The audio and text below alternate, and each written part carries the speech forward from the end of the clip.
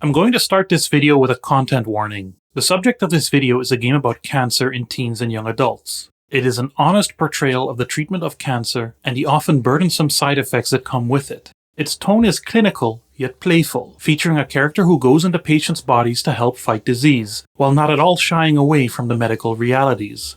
Topics that will come up include things such as chemotherapy, bacterial infection, use of medication, bodily fluids and bodily functions, and death. There will be clips of young patients talking about their experience with the game and discussing their disease. Cancer is a terrible curse that we are all affected by in some way, directly or not.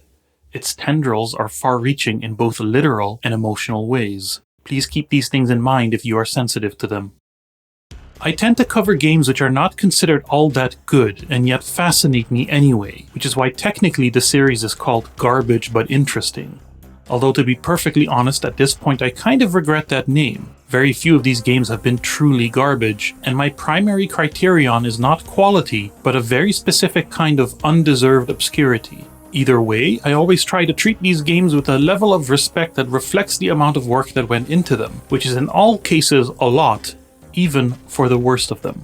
When it comes to today's video, this is a game about cancer in young people, made for young people with cancer. It is the result of not only hard work in game design and art and programming, but actual clinical research. It is easily the most important game I've ever done a video on, and I'm struggling to think of one that could supersede it. One of the challenges in writing the script for this video is the question of tone. How do I make an informative yet entertaining video about this game with my own style and humor, while still showing respect to the very serious subject that it covers? For this, I simply looked at the tone of the game itself. It takes the reasonable position that a weighty subject can be approached with levity. Jokes are often a very effective icebreaker that help make serious topics easier to process. So let's talk about Remission, the game in which, among other things, you occasionally help teens poop by shooting blocked turds. School's off, running low. Out of school's off. Melt these poopsicles.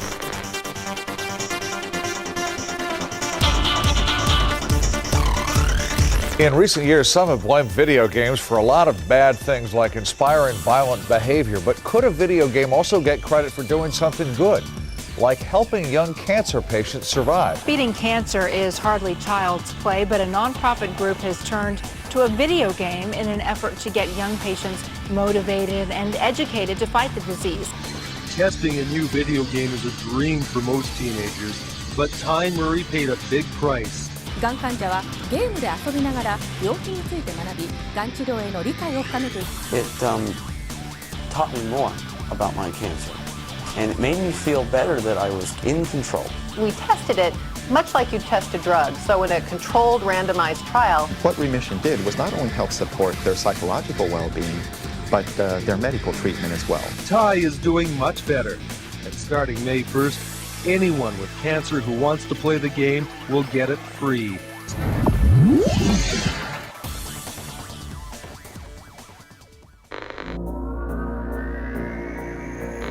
Serious games is a term used to categorize a nebulous definition of games or interactive game-like products whose purpose is not entertainment, or at least not strictly entertainment. Though the phrase has been popularized in the last 25 years or so, with organizations set up to promote them and even hand out awards, it is not at all a new concept. Educational games have been around as long as games themselves. The Oregon Trail dates back to 1971. Yeah, I didn't know that either. But also think about flight simulators that real pilots use as training, even when they're chilling at home in their underwear. Think about your general edutainment titles. More recently, we get explicitly political propaganda efforts such as the America's Army games or Pyongyang Racer. When I hear the term serious games, my mind tends to drift to Bush-era anti-war flash games. Artful but quick and to the point small budget affairs. Things that quickly bonk you on the head with their message and are then over. But the list of serious games is quite long and encompasses a wide variety of genres and platforms and budgets and topics. I have my own thoughts on the usefulness of the term serious games, but all of that is beyond the scope of this video. I'm just setting the stage here. Basically, if it's game-like and has a purpose beyond mere entertainment, it can fall under that umbrella. And below that umbrella, there are several smaller umbrellas, even though that's not how umbrellas are supposed to work. Adver games, for instance, is an awful, terrible word for awful, terrible things. Exactly what it sounds like. Games that demand your precious time to advertise their brands. Think Yo Noid. Think all those Burger King 360 games that inexplicably exist in the same universe as supernovas and lambs frolicking in the meadows. They're maybe not serious in tone, but they serve a serious function, making you spend even more of your money. Another umbrella, and one that's far more relevant and virtuous, is games for health. That is, games made to explicitly inform on medical topics or actually change health outcomes. This can range from such goofy little things as the infamous Captain Novolin to Endeavor RX, a game FDA approved to be marketed to children as a therapeutic for ADHD. This is really serious stuff, with serious implications. Knowing this, we now turn to one Pam Omidyar, wife of Pierre Omidyar, the founder of a little website you may have heard of called eBay. Besides being unfathomably rich and having the philanthropic hobbies that many billionaires do, there's one more thing you need to know about Pam Omidyar. She's a gamer. Now, I could not find details on whether she preferred Unreal Tournament or Quake 3 Arena, but in the year 2001 she founded a non-profit organization called Hope Lab, with the aim to use science and technological innovation to improve the health of teenagers and young adults. Their first project? A game specifically designed to help young people with cancer. It would be a serious game unlike any other. Not just some dinky flash game, it would have a large budget funded by those eBay billions. It would have scale, scope, and a clear purpose. It would play and feel like a real video game so as to keep the kiddos engaged. More importantly, the goal was to empirically prove that the game would get results and use it as a basis for further scientific research. The primary focus of the project would be adherence. Cancer treatment is never convenient, to say the least, but when you're young it interferes with your developing social life and education, or brings with it damaging stigmas related to certain bodily functions. Peer pressure and other factors can lead to patients not sticking to their therapy all the way, which can result in relapse, with all the consequences thereof. It's an entirely unnecessary problem that has proven to be difficult to solve. To help make a game that could be clinically proven to aid with adherence, Hope Lab of course recruited pediatric oncologists and behavioral experts, but also involved young cancer patients in the development process. To emphasize how significant this inclusion was, one of the patients that provided feedback on the development sadly passed away before the game was completed, but not before giving the team valuable information on how to depict a seizure accurately. They got to the point where they said, okay, we can't give you any more chemo. And you probably have like a year left. And then we had the question, what do you do? You know, you have a year left. And he had been fighting for 2 years. That was a big problem. What do you do when you only have a year left? And then we went into the clinic one day and found a Hope Lab person saying we need someone to test the computer games. We started to figure out how we were going to incorporate Evan into the project. He was really interested in games. He was just a funny guy, you know, he was he was a great guy. And the type of person that we would hire as an intern, you know, at our studio. He just thrived on it. Hope Lab just gave him that feeling. They empowered him so much. To produce the game, Hope Lab engaged the services of several companies with experience in the game industry. Traynor Brothers Animation, veteran animators who had made cinematics for advertisements and games such as X-Men Mutant Academy 2 and Frequency, would handle the many cutscenes that would introduce players to the world of the game and are in large part responsible for the delightful characterization of the game's protagonist, Roxy. Cancer is gone at last. Primary development of the game would be handled by Real Time Associates, a prolific studio responsible for games like MTV's Beavis and Butthead, Iron Man Exo Manowar in heavy metal, and Charlie Blast's Territory. A surprise name in the credits of the game is Lucas Pope, creator of Papers, Please and Return of the Obra Dinn, who worked at Real Time Associates at the time before moving on to Naughty Dog. Another surprise is that Remission has a second, kind of secret developer, credited only as TRI. This is Terminal Reality Inc., known for such classics as Terminal Velocity and Fury 3, the Monster Truck Madness and 4x4 Evo games, Nocturne, Blood Rain 1 and 2, and Kinect Star Wars.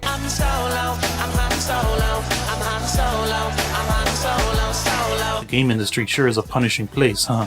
I tried my best to uncover why their involvement in Remission is so clandestine, but have found no concrete information on this. Their website at the time was built with Flash, so is not properly archived, and later iterations of it don't reference Remission in their game list. Googling finds very few references of them working on the game at all. Whereas Real-Time Associates proudly showed off their participation in the project, Terminal Reality's logo doesn't appear in the game, the Remission website, the packaging, or any marketing material. With the benefit of the game not being a commercial release with profit motive, and not really having to worry about budget at all, Hope Lab and its partners could continue to work on the game while doing a full-blown clinical trial to prove its efficacy. Clinical trials are not cheap or easy, and doing one with the required rigor would be as challenging as making the game itself. Remission was released to the public in 2006 to coincide with the presentation of the results of the trial at various medical research conferences. Physical copies of the game were distributed for free to thousands of young people undergoing treatment all around the world, and the game was downloadable on the website with donations to the foundation encouraged. And the results? Well, let's just look at the paper, titled "A Video Game Improves Behavioral Outcomes in Adolescents and Young Adults with Cancer, a Randomized Trial." 375 patients undergoing cancer treatment across the US, UK, and Australia between the ages of 13 and 29 were selected, with those with photosensitivity filtered out, among other things. They were all given a PC with either Remission or the control game installed. The control game, incidentally, was Indiana Jones and the Emperor's Tomb, chosen because it was similar enough in structure, gameplay, and hardware requirements. Indiana Jones and the Emperor's Tomb was developed by The Collective, meaning there's a tangible link between Remission and games like Deep Space Nine: The Fallen, Mark Echo's Getting Up, Contents Under Pressure, and the Da Vinci Code game. The research team was not messing around when it came to empirically measuring outcomes. They utilized routine blood tests and electronic pill monitoring to track whether patients were better at keeping up with their medications while playing the game. Now, 90% of my medical knowledge comes from watching far more Grey's Anatomy than is healthy, but the conclusion? Yeah, it worked. It totally worked. Those in the trial selected to play the game did take their medication more regularly than those who didn't. And once again, to highlight how this is the most serious of serious games, a number of participants did pass away before the trial was completed. But the results were extremely encouraging. The game was a success in the only way that really mattered. The medical community embraced the game. Over 200,000 copies were distributed worldwide, and it received international media coverage. The kids loved it, and beyond the adherence, it just made them feel like they could beat the disease. It makes me feel like I'm the woman, I'm Superwoman, I'm saving someone's life. Hope Lab had something tremendous on their hands. Pamo Mediar's dream of producing a game that could make a difference had become reality. More studies would be done on the game in the years after its release, including a Hope Lab sponsored paper in 2012 that looked at fMRI results and attitudes towards chemotherapy. It's important to note here that the study participants weren't patients this time, but a random selection of undergrads. Still, the results were again encouraging, demonstrating that the positive effects of the game didn't come just from passively watching the information, but the active engagement with the game. Playing it lit up the motivational parts of the brain. Papers on Remission have still been published as recently as 2023. Turkish scientists from Ege University, this time entirely unconnected to Hope Lab, tested the game's effect on fatigue and quality of life in its target audience, and results were once again positive. It is quite an achievement that the game is still effective at its intended purpose nearly 20 years after being released. Naturally, the game received a follow-up. Remission 2 would be released in 2013 in a very different format to the original. Instead of one big 3D action game, it was a series of smaller, free 2D web games and apps. It's a logical step when you think about it. One of the conclusions of the clinical trial was that the positive results only required about an hour of play a week, and a little game you can play in 20-minute sessions on a tablet is obviously more accessible than something requiring an entire PC setup, especially when you consider the hospital setting. And while Hope Lab may be funded by eBay billions, they're not above getting a good bang for their buck. Apparently, Remission 2 development cost 1/10 the budget of the first game, and the smaller scope made iterative development a whole lot easier as well. I cannot and will not blame them for going this route, and Remission 2 is even less made for me than the first game, but I do miss the characters of Roxy and Smitty. We'll get to them, but I thought they were solid mascots that Hope Lab could have squeezed more out of. Steven has had trouble with this before. It may have come back. Ouch. That sucks. Indeed. Unfortunately, he had been feeling so much better that he put off his chemo visits. Or blew him off completely. Let's find out. Speaking of Hope Lab, they're still alive and kicking, having created all sorts of programs in the years since surrounding various other youth health issues, although they have dropped the emphasis on games and are now focused more on funding and investment. But they're still doing research and developing programs that leverage technology to improve the health of young people. Either way, they still seem very proud of what they accomplished with Remission. It takes up almost the entirety of the history page on their current website.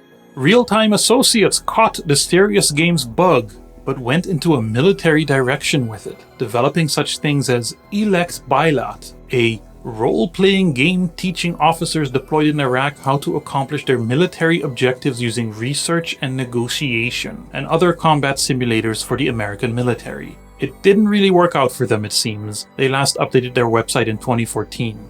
Lucas Pope saw where Real-Time Associates was going with military contracts and got out in time. He was last seen getting showered in awards for making incredible and amazing games. Terminal Reality went bust in 2013 after the release of the terribly received Walking Dead Survival Instinct. I'll just blame Activision for that one, as I do for most things. A successor company with the same name did help release remastered versions of Terminal Velocity and the Blood Rain games a few years ago, but it's a literal shell of its former self. I haven't been able to find many mainstream gaming media reviews of Remission because, in spite of its official T14 rating, it wasn't a traditional commercial release. Remission is no ordinary product, and Hope Lab was never eyeing the wallet of any gamers. I'm not that interested in what reviewers would have to say about this game anyway. The proof is literally in the papers as far as its effectiveness is concerned, and beyond that, I suppose the only opinion of the game that matters right now is mine? Before I say anything else, can we all just take a minute to recognize that Remission is just an absolute 10 out of 10 name for a game about cancer treatment that also wears its video gameness proudly on its sleeve? Would love to have been a fly on the wall in the Hope Lab office for whenever that eureka moment happened. Remission takes place inside the human body. Although the main character is a little nanoscopic robot girl, the presentation is more Fantastic Voyage or Inner Space than it is Osmosis Jones, or, for you fellow Europeans out there, Once Upon a Time Life, which I remember having a book series of as a kid that came with a buildable anatomical model of the human body. The point is, the interior of the body essentially looks like the interior of the body, not a microscopic city filled with red blood cells walking around with hard hats and little lunch boxes. The intended audience here is teens, not young children. It's all very colorful and clear, but everything's got this stylistic sci-fi translucency and flashy glow to it, which helps in minimizing the ick factor while also not being too clinical and boring. You're not meant to be grossed out, you're meant to be fascinated by human biology. It really draws you in. There's lots of particle effects and little details that help fill up the spaces to imply you're part of a liquid flow, and which also help guide you around the levels. All the baddies, usually cancer cells or bacteria, are easy to distinguish, which is helpful because different enemies require different types of weapons to take down and are often also surrounded by regular healthy cells. Each area of the body looks unique, with distinct lighting and materials. Blood vessels are a pulsating maze of tubes with red blood cells passing by in clusters. The bone marrow is cavernous, dark, but solidly built, with arches and strange structures reinforcing an alien landscape. The spinal column is a highway crackling with nervous electrical energy. And the colon? Oh, don't worry, we'll get to the colon. Everything eventually gets to the colon. It's not some kind of next-gen showcase, but for something I could imagine as a late PlayStation 2 release, it holds up pretty well, especially when you factor in how much action can happen on screen all at once. The user interface is functional and fairly minimalist. You get a nice wireframe minimap, ammo readouts, and a quick view of your energy level, which is effectively health. You also get the Sega patented Crazy Taxi rotating 3D navigational arrow to help you to the next waypoint. Can you imagine Sega taking Hope Lab to court over this? Suing the free cancer game for kids? Actually, that sounds more like a Nintendo thing. The menus are a little basic, lacking any animation or flair, especially the mission briefings, but the text there is more important than the visuals anyway. A lot of thought was put into the sound design, I feel. While the shooting and popping of the enemies can get a little grating to a basically elderly person like me, there's a nice ambient droning that's really effective at conveying the rumble of the blood vessels and other bodily cavities that you'd probably feel at that scale. This is occasionally sprinkled with eerie, almost horror-like tones in some levels.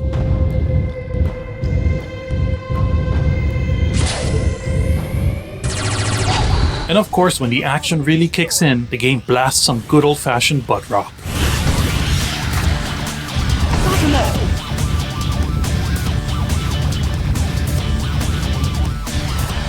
Also, the main menu music is very fitting in that kind of teen science show, awe and wonder type of way.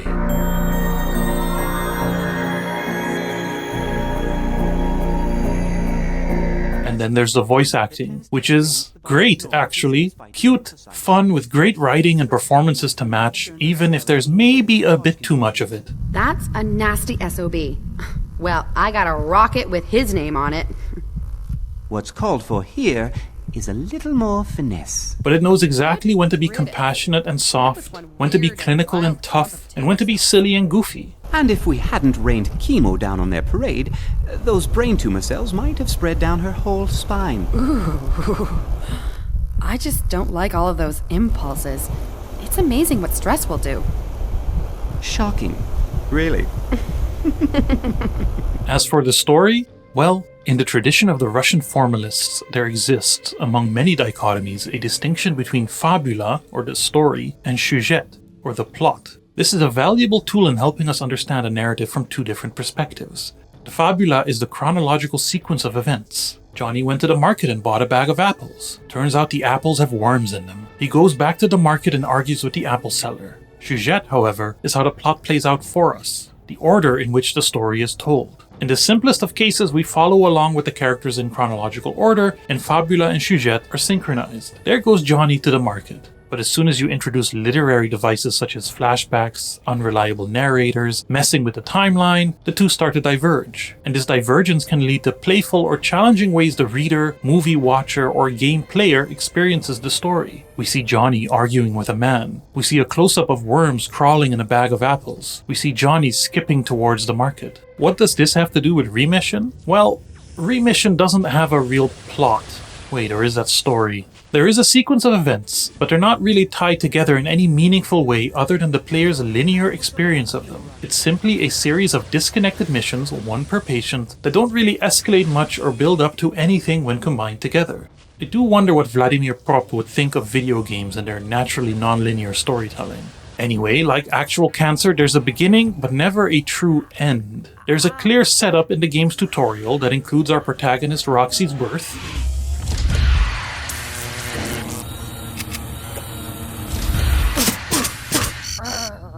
Excellent. Aggression levels, normal. acquaints us with helpful companion Smitty. How do you do? I'm your SMT-100, holographic guide. You can call me Smitty.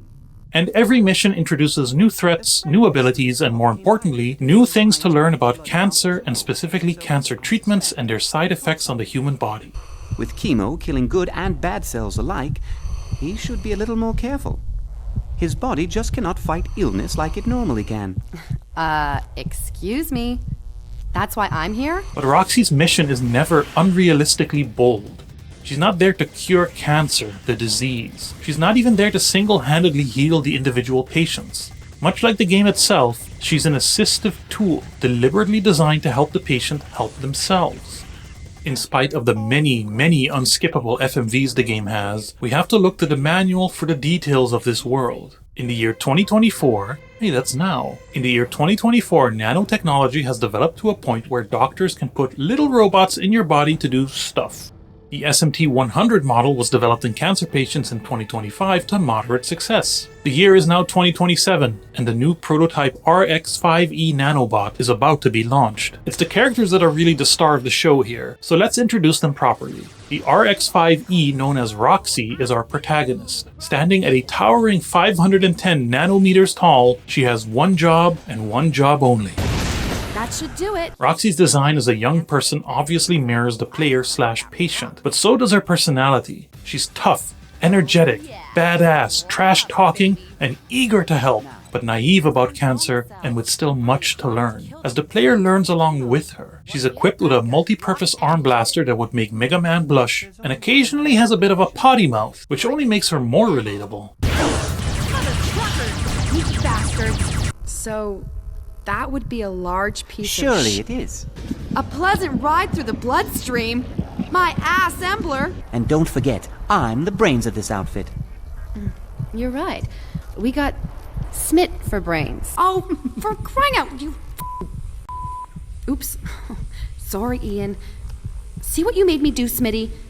You almost got us a mature rating. Roxy is equipped with a chip containing a holographic mentor unit, a companion and advisor in the form of a first-generation SMT-100 model called Smitty. Smitty is wise, knowledgeable, usually but not always calm and collected, and helps bring Roxy back to center when needed. It looks like Melanie is free of cancer. Looks can be deceiving. Bone pain, or a fractured bone, is often the first sign that a patient has a tumor. He still knows how to get silly now and then. Sounds like killing the osteosarcoma was just the first step. I've got a bone to pick with that cancer myself. That was bad. Really, I thought... Think again. And knows when to bust out the Shakespeare. Foul deeds will arise, though all the earth overwhelm them to men's eyes. O mighty Caesar, dost thou lie so low? Are all thy conquests, glories, triumphs, spoils shrunk to this little measure? Huh? That's Shakespeare for blast it!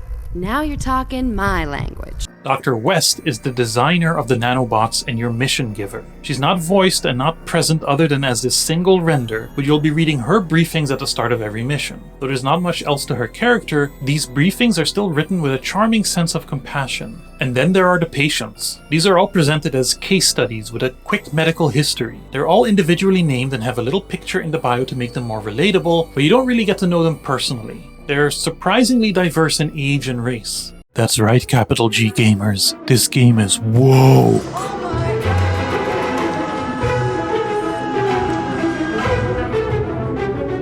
All joking aside, I applaud Hope Lab's continuing efforts of addressing issues around diversity in youth healthcare, which is only getting more important given the current climate. A notable element of the game, I think, is that the cancer itself is never anthropomorphized or personified like some kind of evil cartoon villain. It's presented as cells, as biology, as the monster it really is. With the sole exception of the final boss, a nasty brain tumor with tentacles and a big eye. It's a little silly, and yet a fitting metaphor for such an eldritch beast, don't you think?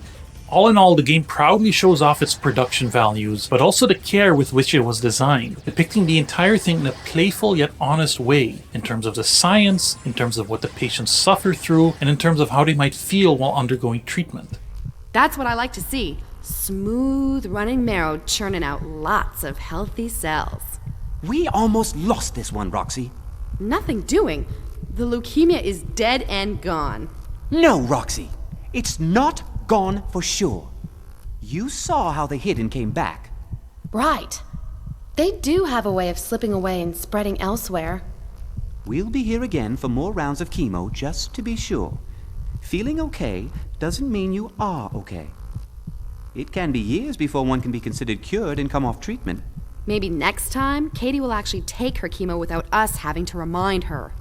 And eat healthy meals and get plenty of rest.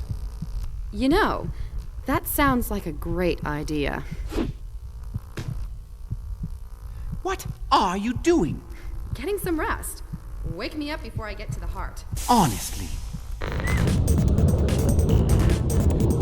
I'm gonna keep hammering it in just to make it clear. I am an old. Though this game was released to the public, it was built for an audience of a very specific age group, and within that age group, a very, very specific demographic.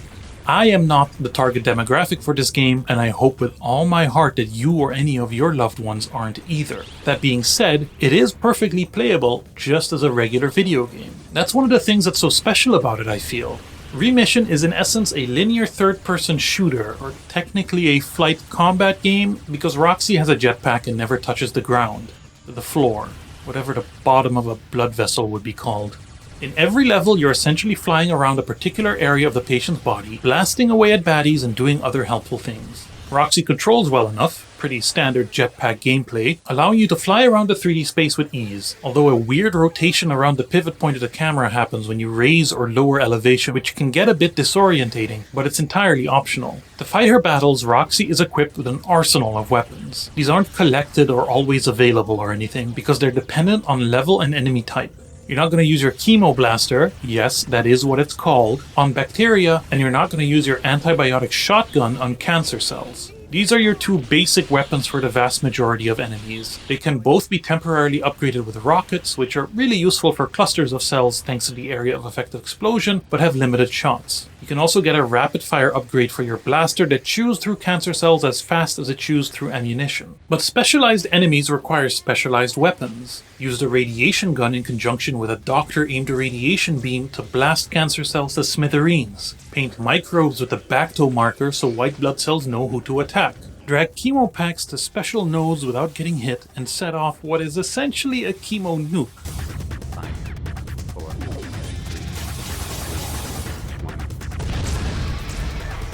Shoot painkillers at mouth sores so your patient can eat in comfort, and blast jagged spikes of feces with stool softener so they can do the other thing in comfort as well. The game has a generous amount of auto-targeting, which makes eradicating swarms of biological evildoers a breeze, but you do lose some precision. Littered across the levels are ammo and health pickups, though the game is careful to label the health meter as energy so as to not equate Roxy's health with that of the patient. They thought very carefully about these kinds of things. Weapon changing is something that may be necessary in some levels where you're fighting both cancer cells and bacterial infection, but the way the game presents it, the switching isn't at all about mastering the weapons and using the most optimized build, but simply teaching you that different kinds of afflictions require different kinds of medical approaches. So too, the enemies exist to be educational as much as they are fun to destroy. Malignant leukocytes will endlessly replicate if you don't annihilate the entire cluster.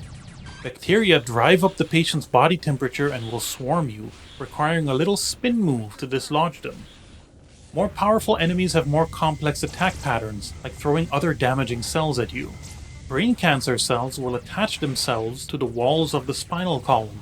Osteosarcoma, or bone cancer, is particularly tenacious, arising out from these gross gloop globules, and having an evolved version that's a big worm peeking out of bits of bone and shooting projectiles at you. But Roxy's tasks are not merely offensive. Wireless nanotech taps are items you can interact with to communicate to the outside world. You can remind the patient to take their antibiotics or eat something, which results in the game giving Roxy more ammo or energy respectively. Telling the patient to do relaxation exercises will open valves and pathways through the level. Most of these are required actions, and the levels generally play out linearly, usually consisting of chambers requiring a challenge of some sort to pass, like clearing out all enemies or activating a particular tap. Some of the levels can be quite open and labyrinthian, but there's also the occasional on-rails section, which aren't that great to be honest.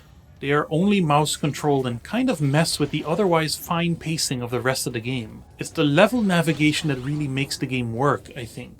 In the bloodstream you might have to deal with B and T cells getting in the way. You can shoot the healthy cells as well, which results in Smitty yelling at you, but I don't know if there's any other kind of consequence. The spinal cord electricity is a hazard that can zap you. The lungs are a true maze of alveoli. And the colon?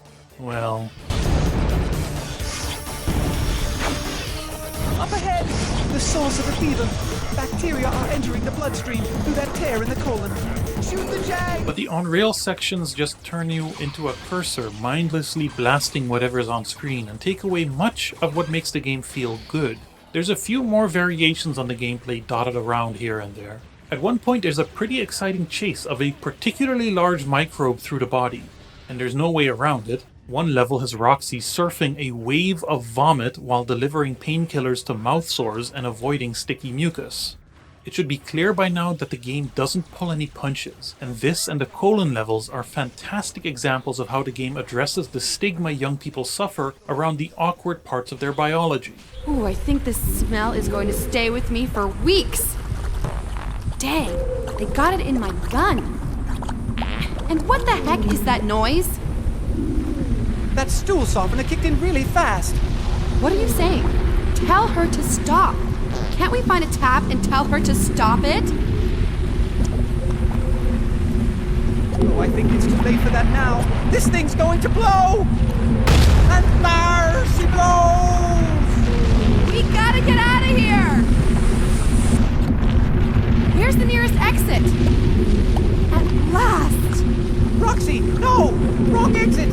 Stay away from the light! Away from the light! What are you talking about? We gotta get out now! That's a one-way ticket! Not if you have one of these!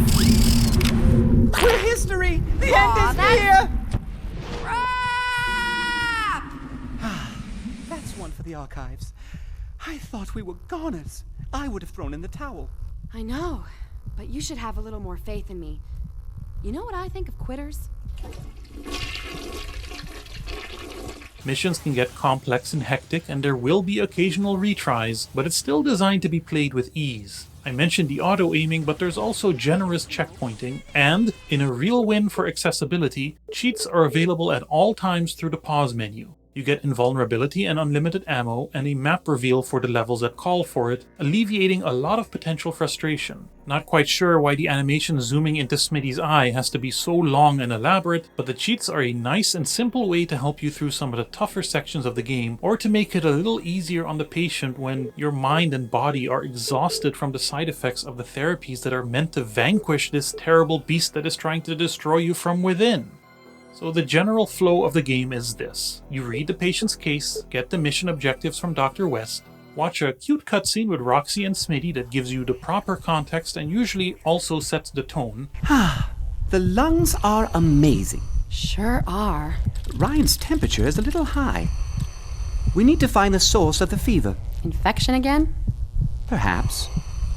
A friend with a serious cough came by the other day when Ryan's white blood count was low, so I suspect he caught something. You play the level, which is sometimes just one long section or could be split up into several areas or gameplay types, at times with another cutscene in between, play some more, finish the level, watch another cutscene, and then start the process over again. As I said before, the game doesn't really have a very clear narrative structure, but the levels are unlocked in a specific order, and Roxy travels across the US to treat patients. There is a separate multiplayer mode. You and a friend can pick either Roxy or Smitty and basically just go through a 2-player high-score version of the on-rail sections. These levels probably work better in this context, and it's a nice addition to complete the package. The game has a lot of content. Mission length ranges from about 5 to 20-ish minutes, not counting the cutscenes, and you really feel the length with the longer ones. But that's coming from someone who streamed 3 hours of play at a time. The game is only about 6 to 8 hours long all the way through, and I think if you played it as designed, with plenty of rest between the missions, the experience is probably a little more balanced. There's also very little reuse of mission types. You can tell this game wasn't made to just be a PR win, because they could have easily reused the same exact structure 20 times over to fill in the content. But no, Remission was carefully constructed to be a fun and engaging game that also really actually seriously achieves its goal of helping teens with cancer. It's a remarkable achievement that the developers pulled off. Fantastic! She's talked to the nurse and they're going to try some pain meds. Personally, I've never been a big fan of the term serious games. It sets certain expectations that are kind of unappealing and evokes a sense of shame for the medium, as if regular games cannot be serious, even though there are games released every year that prove that they can.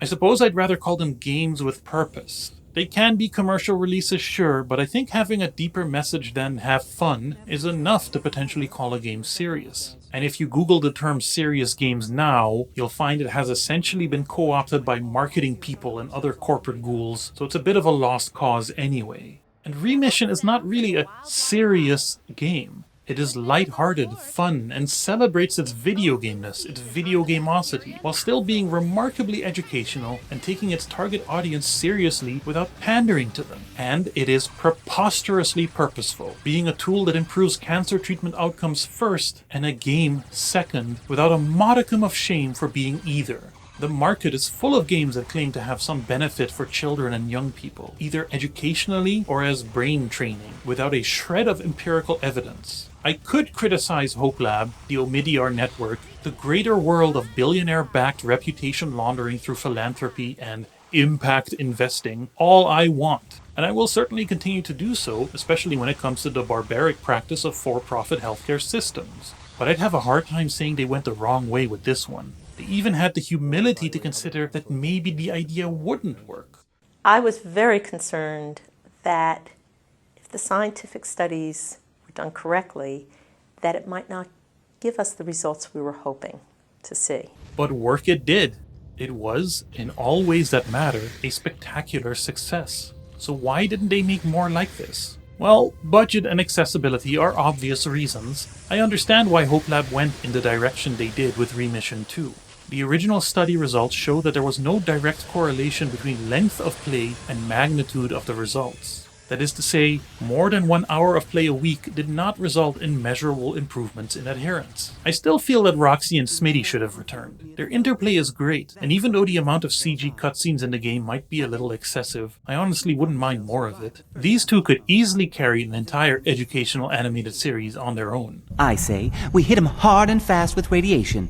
Wide radius. Right. Nuke the whole lymph node. Ooh, I like the way this is headed. Unfortunately, Rajad, our patient, does not.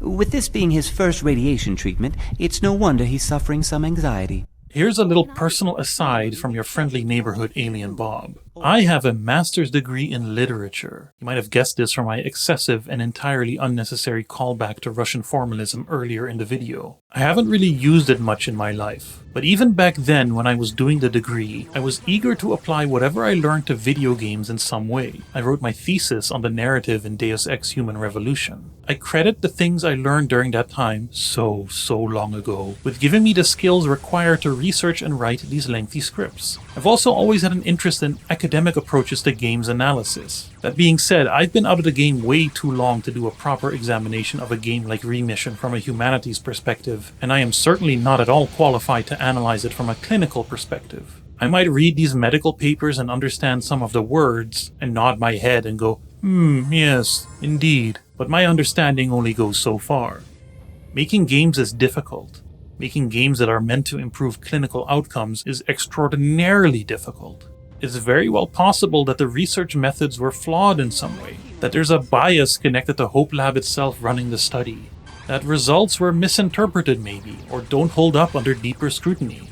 I am hopelessly unqualified to even speculate about these things. I don't know, and I can't know. What I do know is this: Remission is not the greatest game in the world. It's not perfect and has its issues.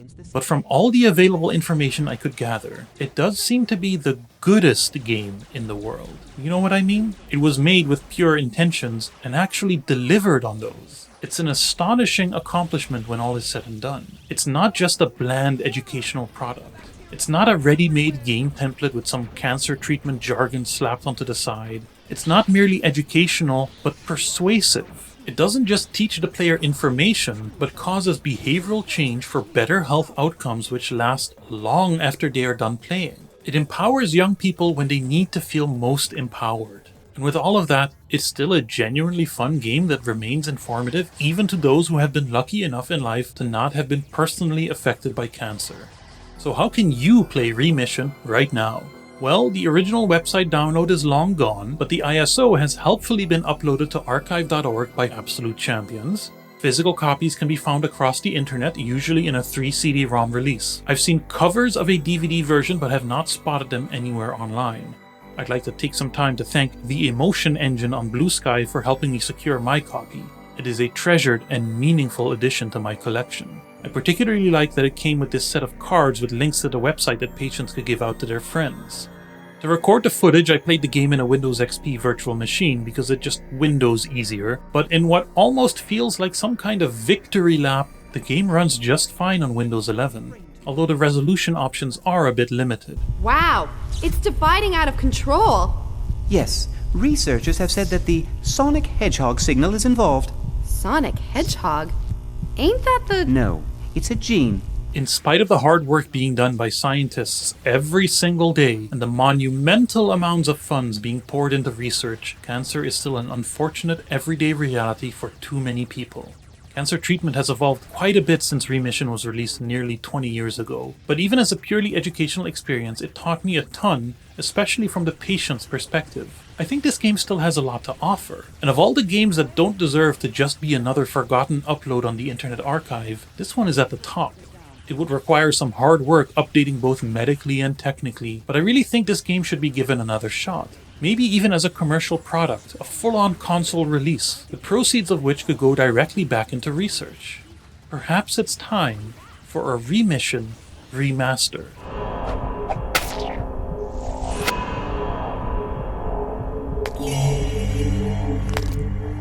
No, you didn't like that one bit, did you? You just had to come here and raise trouble. Thought you were some big, tough mutant progenitor messing with a first-timer. Well, no, sir. Not while I'm on the job.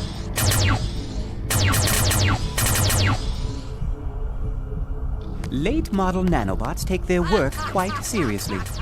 To keep your nanobot fighter happy and blasting away, be sure to keep your weight up and take your chemo. This first battle may be won, but the war is far from over.